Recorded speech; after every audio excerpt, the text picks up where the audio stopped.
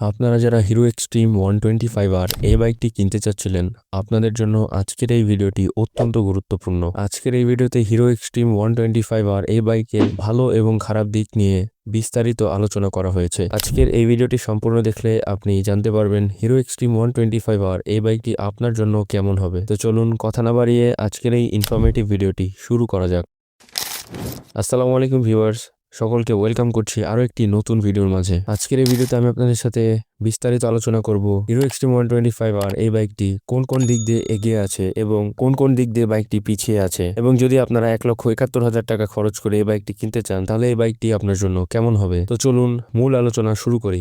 প্রথমে কথা বলা যাক 125cc-র এই বাইকটি কোন কোন দিক দিয়ে এগিয়ে আছে, অর্থাৎ ভালো দিক। এই বাইকটির 1 নম্বর ভালো দিক হচ্ছে বাইকটির ইঞ্জিন। এই বাইকটির ইঞ্জিন হচ্ছে 124.7cc-র এবং এই বাইকটির ইঞ্জিন একটি এয়ার-কুলড 4 স্টক ইঞ্জিন। এই ইঞ্জিনটি থেকে আপনি ম্যাক্স পাওয়ার পাবেন 11.55 PS at 8250 RPM এবং এই বাইকটি থেকে আপনারা ম্যাক্স টর্ক পাবেন 10.5 Newton metre at 6500 RPM। 125cc সেগমেন্টের এই বাইকটি অত্যন্ত রিলায়েবল এবং অত্যন্ত স্মুথ। এই বাইকটিতে আপনারা ফিউল ইনজেকশন টেকনোলজি পাবেন এবং এই বাইকের যে থ্রটল রেসপন্স এটা আর অন্যান্য 125cc-র বাইকের থেকে কিছুটা ভালো। এই বাইকটার ইঞ্জিন অত্যন্ত স্মুথ হবে এবং আপনাকে খুবই ভালোভাবে পাওয়ার ডেলিভারি দিবে। আপনারা খুবই অনায়াসে 65 কিলোমিটার প্লাস মাইলেজ সিটি এবং হাইওয়ে অ্যাভারেজে পেয়ে যাবেন। এই বাইকের দ্বিতীয় ভালো দিক হচ্ছে বাইকে থাকা সিঙ্গেল চ্যানেল ABS। 125cc সেগমেন্টের বাইকগুলোতে আপনারা সাধারণত সিঙ্গেল চ্যানেল ABS দেখতে পাবেন না। 125cc সেগমেন্টের বাইকগুলো সাধারণত সিঙ্গেল ডিস্ক হয়ে থাকে। এই বাইকটা সিঙ্গেল ডিস্ক, তবে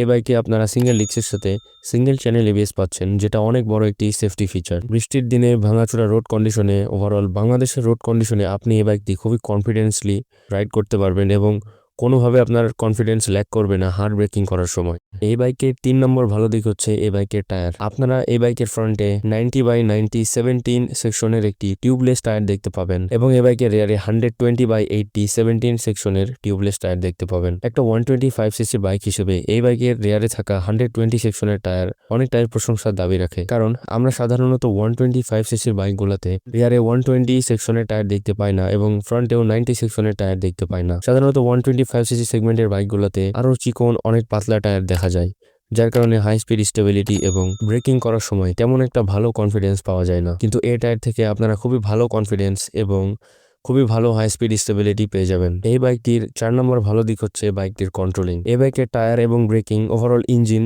এ সকল কিছুর কারণে আপনি খুবই ভালো কন্ট্রোলিং পেয়ে যাবেন। এই বাইকে থাকা ওয়াইডার টায়ার আপনাকে খুব ভালোভাবে কনফিডেন্সের সাথে ব্রেক করতে হেল্প করবে এবং হাই স্পিডে খুবই স্টেবল থাকতেও হেল্প করবে। এবং এই বাইকের যে ইঞ্জিন এটা আপনাকে মোটামুটি ভালো পাওয়ার টর্ক ডেলিভারি দিবে, যার কারণে আপনি 125cc সেগমেন্টের বাইক রাইড করছেন নাকি একটি 160cc বাইক রাইড করছেন তা আপনি টেরও পাবেন না। এই বাইকের 5 নম্বর ভালো দিক হচ্ছে এই বাইকের লুকস। এই বাইকের লুকস অত্যন্ত মারাত্মক। আপনি যখন এই বাইকটিতে উঠবেন তখন এই বাইকের যে ট্যাঙ্কের ডিজাইন এটা আপনাকে কোনোভাবে বুঝতে দিবে না যে আপনি একটি 125cc সেগমেন্টের বাইকের উপরে আছেন। আপনার মনে হবে যে আপনি একটি 160cc-র বাইক রাইড করছেন।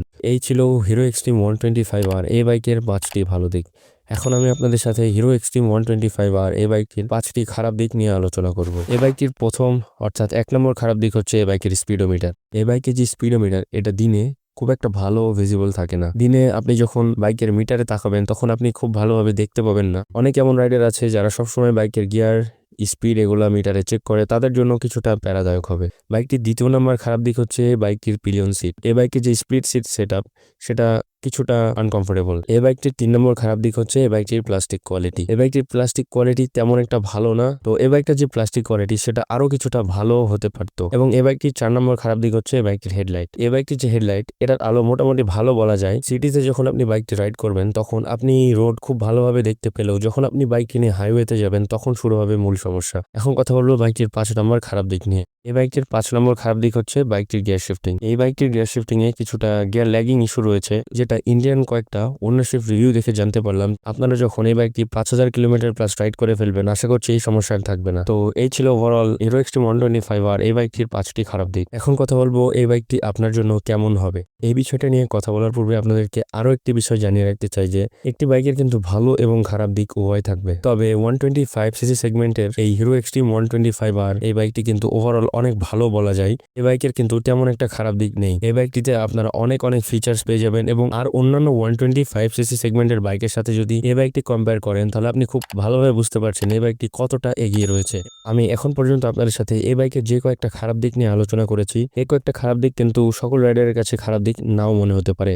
এই ভিডিওটি বানানোর পূর্বে আমি কয়েকটি ইন্ডিয়ান ওনারশিপ রিভিউ দেখেছি এবং অনেক কয়েকটা ভিডিও রিসার্চ করে অনেক কয়েকটা ভিডিও দেখার পর আমি ভালো এবং খারাপ দিকের এই ভিডিওটি বানাচ্ছি। আশা করছি আজকের ভিডিওটি আপনাদের কাছে অনেক ভালো লেগেছে। ভিডিওটি ভালো লেগে থাকলে অবশ্যই ভিডিওতে একটি লাইক করে দিবেন। এখন আমি আপনাদের সাথে কথা বলবো এই বাইকটি আপনার জন্য কেমন হবে। চোখ বন্ধ করে বলা যায় 125 সিসি সেগমেন্টের এই বাইকটি সকল দিক দিয়ে অনেক এগিয়ে রয়েছে এবং আপনি যদি এই বাইকটি কিনতে চান আপনি চোখ বন্ধ করে বাইকটি কিনে নিতে পারেন, কারণ এই বাইকটি থেকে আপনারা খুবই অনায়াসে খুবই ভালো মাইলেজ পেয়ে যাবেন এবং এই বাইকটি কিন্তু অত্যন্ত স্টাইলিশ, পাশাপাশি বাইকের যে ব্রেকিং এটাও কিন্তু খুবই অসাধারণ। আশা করছি ভিডিওটি ভালো লেগেছে।